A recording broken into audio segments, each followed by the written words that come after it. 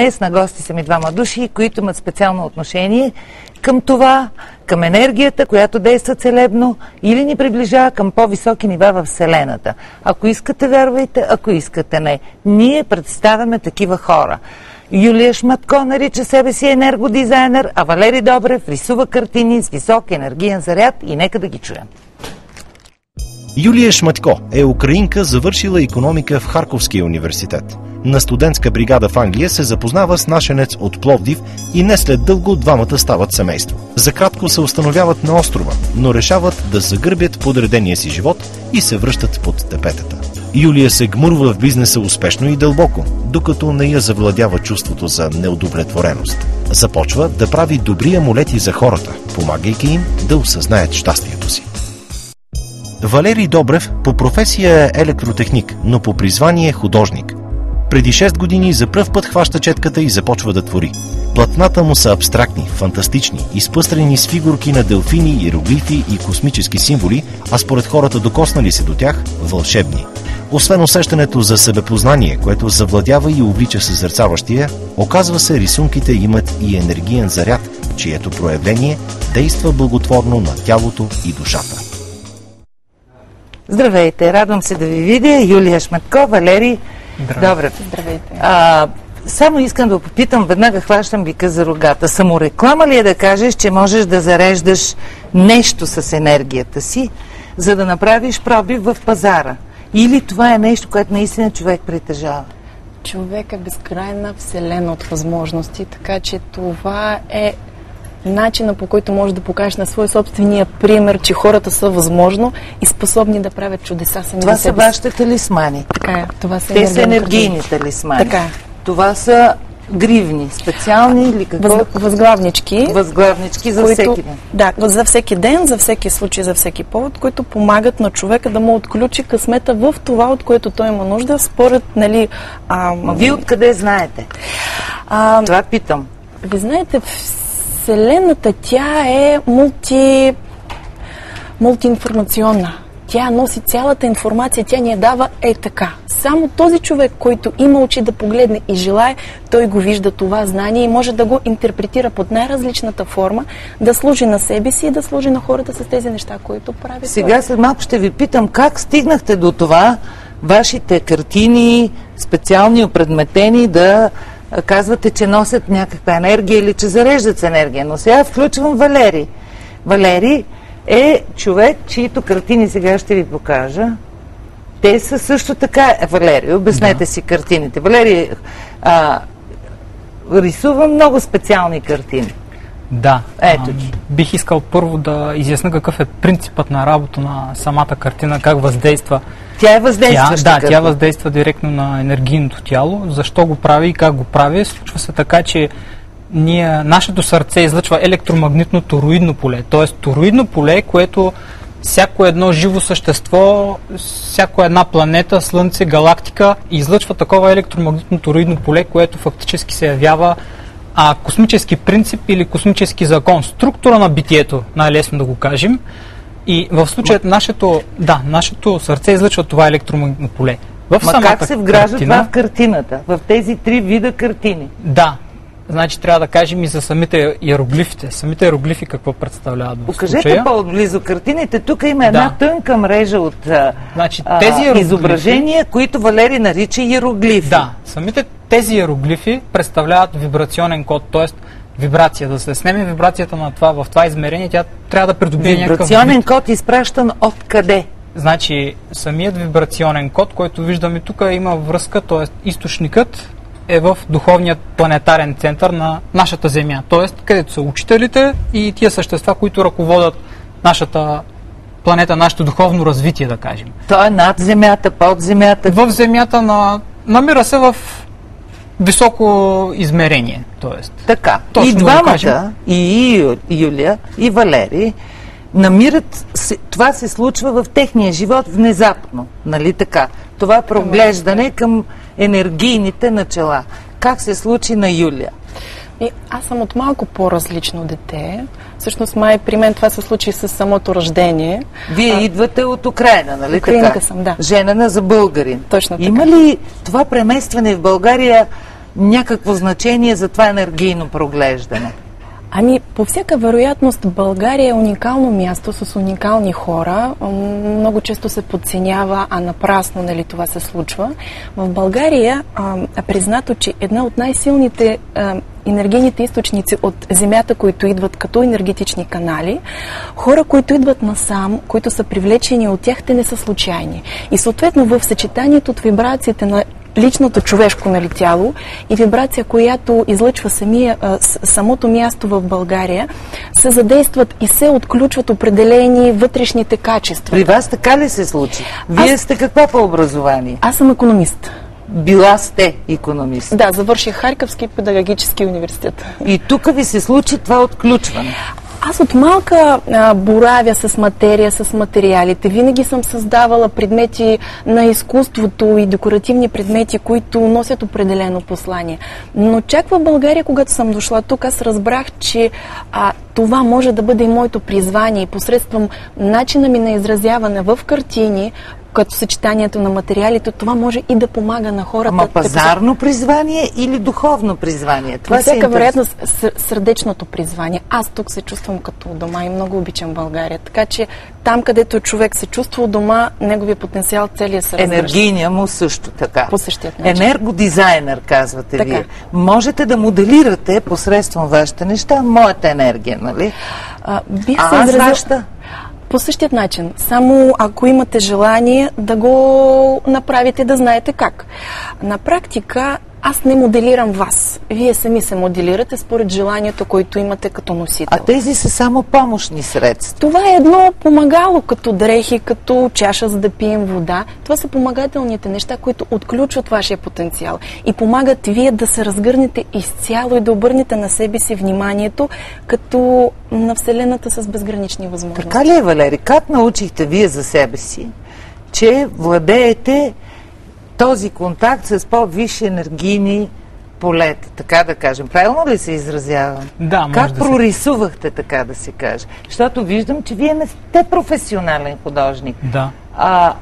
Има нещо любителско и нещо детско и в същото време някакси всеобхватно или как?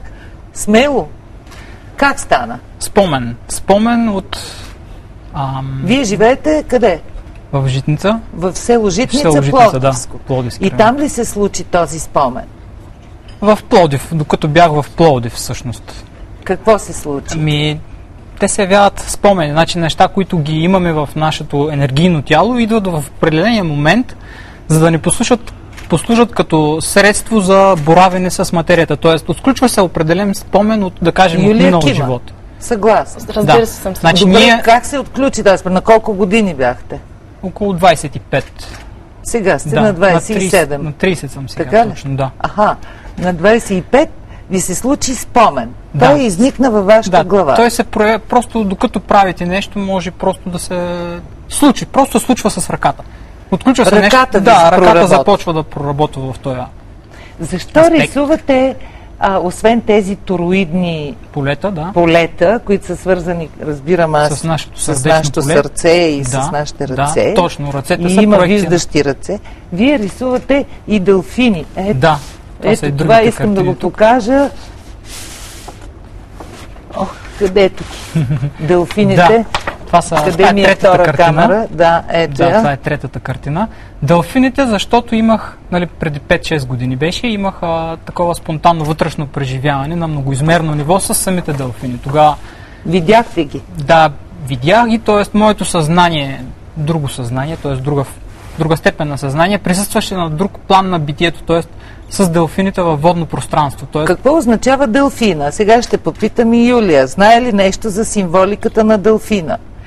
За мен делфин, по-скоро за символизма бих казала моето усещане. За мен делфин това е съвършено същество, което носи... И Валери казва съвършеното същество. Да.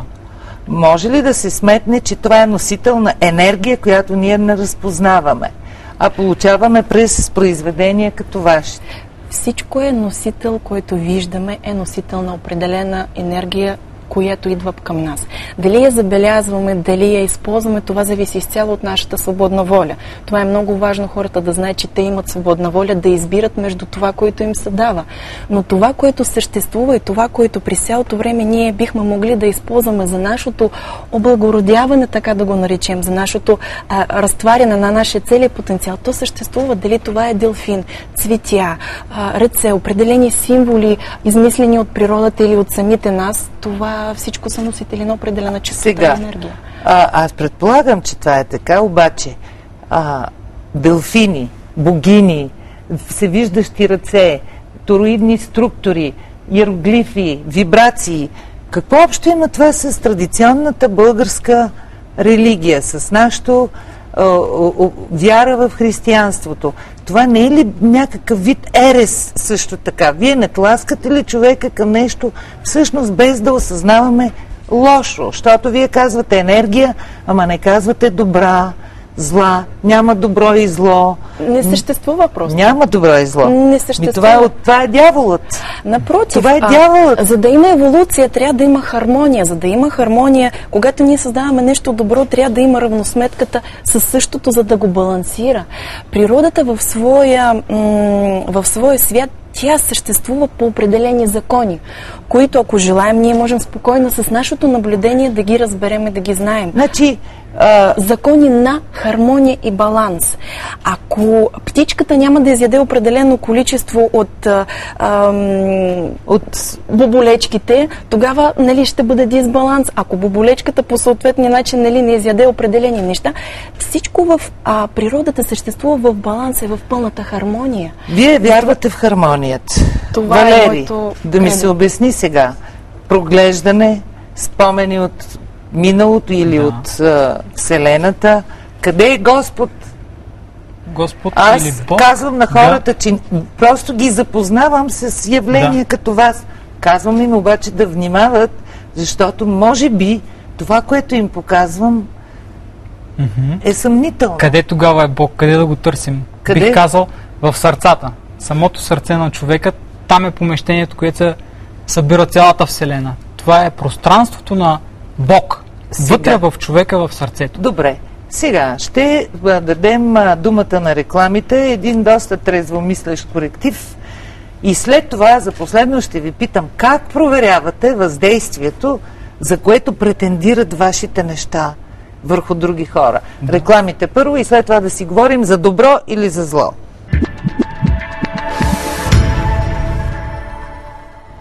Финала на един разговор за това дали като казваме, че владеем зареждането с енергия, всъщност не търсим пазарна ниша, а духовна ниша. Юлия Шматко и Валери Добрев. Те твърдят, че може да се провери емпирично полезното въздействие на техните предмети. И искам да питам какво ще бъде полезното въздействие ето на този предмет, Юлия. Това е много известен шамански талисман, ловец на сънища. Това е подарък от моето ателие за вас. О, благодаря. Какво ще се случи с мен? Ще го разместите в спалнята си, в района над леглото. И когато... И ще спа непробуден. Напротив, вие ще спите много добре, но възможно от сънищата, които вие сте сънували, ще сънувате много по-изчистени неща като послания, които бихте могли да използвате във вашето ежедневие. Занимание. Добре, ще го проверя и ще направя рецензия, Юлия, да знае най-голямо удоволствие дали ми въздейства за добро или за зло. Ако е за зло, ще ме разпознаят всички веднага. Валери, как се проверява въздействието на тези картини, ако това е истина, а не някаква особена мила манипулация? Да, първата индикация, която мога да кажа е грабва ли ви, т.е. ако ви грабне нещо окото, значи то съответства на вашата енергетика, на това, което вие се нуждаете. Ако ви хареса това нещо, това е първият индикатор, че то може да работи за вас. Може да работи ли за вас? Вие какъв сте по професия всъщност? В момента съм вече много развита личност, не мога да се конкретизирам с много неща. Занимавам с това. Рисуване, с духовно себеусъвършенстване и вече прилагам това себеусъвършенстване в конкретна сфера, т.е. да мога да го споделя това познание, конкретното познание, за да може да се развиват и другите хора. Но по професия сте какъв? електротехник. Вече бивш. Бивш, да, и библиотекар съм бил, и там съм бивш. А сега просто отворено Сега вече енергийно отворено сърце, по-скоро бих казал. Това е моята професия, отворено сърце и да раздавам и любов. Чувала съм, че тези картини зареждат вода. Ма как да разберем, че Да. водата е заредена? Като я пробвате. Значи тя просто може да се остави върху изображението, да се зареди известно време и се отпива. Но Ма най-вече какво как се може случва, да... като я отпия? Напивам се, опивам Не, се, значи, опиянявам се. ще ви разкажа моето случване. То беше няколко дена я пия. Първите пъти, когато го пиех, усеща се една лекота, ефирност на тялото, т.е. започва да се променя самото тяло. Клетките започват да възприемат този код, съответният код, и да изграждат едно по-финно, по-чувствително тяло. Ставаш лек. Ставаш лек, точно ефирен, да. Ефирен. От вашите талисмани, Юлия, такова нещо за лекота чувства ли се? Преди всичко талисмани, които бих искал само една секунда да кажа за това, което правя, това е съчетание от природните материали и нишки. Да. Всеки материал носи своята вибрация в определена Също комбинация. вибрация. Това е като прозорец, в който човек, отваряйки, вдъхва прясния въздух. Този въздух, от който всеки един момент човек има нужда.